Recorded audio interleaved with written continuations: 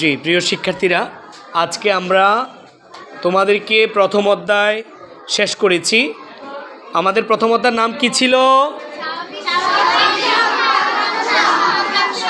স্বাভাবিক সংখ্যা ও ভগ্নাংশ নিয়ে আজকে আমরা আলোচনা করে শেষ করেছি, ঠিক না? তাহলে ইনশাল্লাহ আগামীকাল আমরা এই অধ্যায়টার উপরে একটা পরীক্ষা নিব, 20 নাম্বার একটা পরীক্ষা নিব।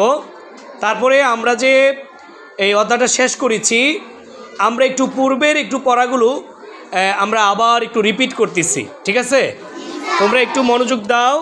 যেমন আমরা তোমাদেরকে গত ক্লাসগুলোতে পড়িয়েছিলাম স্বাভাবিক সংখ্যা কাকে বলে, ঠিক না?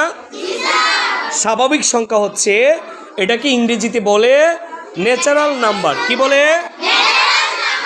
ন্যাচারাল নাম্বার বলে। এখন এই স্বাভাবিক সংখ্যা কাকে বলে?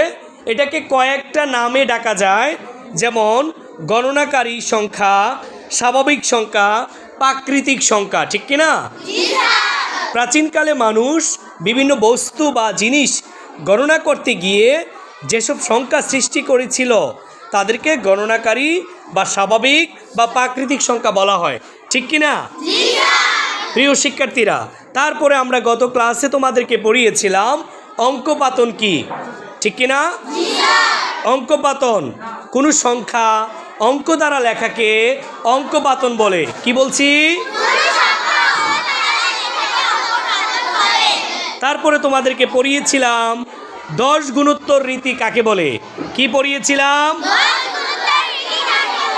তারপরে আমরা তোমাদেরকে পড়িয়েছিলাম যে এখন এটা কাকে বলে, 10 গুণোত্তর রীতি কাকে বলে? 10 ভিত্তিক বলে সংখ্যা প্রকাশের রীতিকে 10 গুণোত্তর রীতি বলে। তারপরে আমরা জানি অঙ্ক কত প্রকার? 2 প্রকার। কি কি? সার্থক অঙ্ক কয়টি? 9টি। আর সহকারী অঙ্ক কয়টি? 1টি। তারপর তোমাদেরকে আমরা আরও পড়িয়েছিলাম স্থানীয় মান কাকে বলে। কি পড়িয়েছিলাম? স্থানীয় মান কাকে বলে। তারপরে আমরা তোমাদেরকে পড়িয়েছিলাম গণনা পদ্ধতি। গণনা পদ্ধতি 2 ধরনের, একটা হচ্ছে দেশীয় গণনা পদ্ধতি, আরেকটা হচ্ছে আন্তর্জাতিক গণনা। তারপরে দেশীয় গণনা পদ্ধতিতে কয় অঙ্ক পরপর কমা বসানো হয়, তারপর আন্তর্জাতিক গণনা পদ্ধতিতে কয় অঙ্ক পরপর কমা বসানো হয়।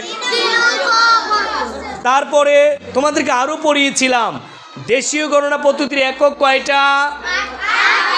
8টি। কয়টি? 8টি। তারপরে আন্তর্জাতিক গণনা পদ্ধতির একক কয়টা? 6টি। Very good. তারপরে তোমাদেরকে আমরা আরও পড়িয়েছিলাম যে বৃহত্তম সংখ্যা, ক্ষুদ্রতম সংখ্যা তোমাদেরকে আমরা চিনিয়েছি, ঠিক না?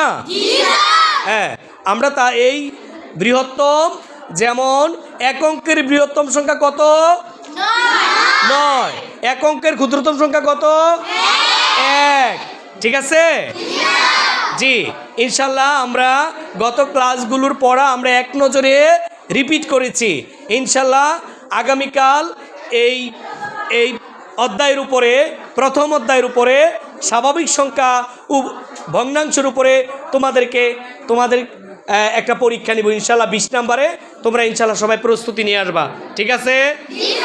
জি প্রিয় শিক্ষার্থীরা, তোমাদেরকে সবাইকে ধন্যবাদ। আসসালামু আলাইকুম রহমতুল্লাহ।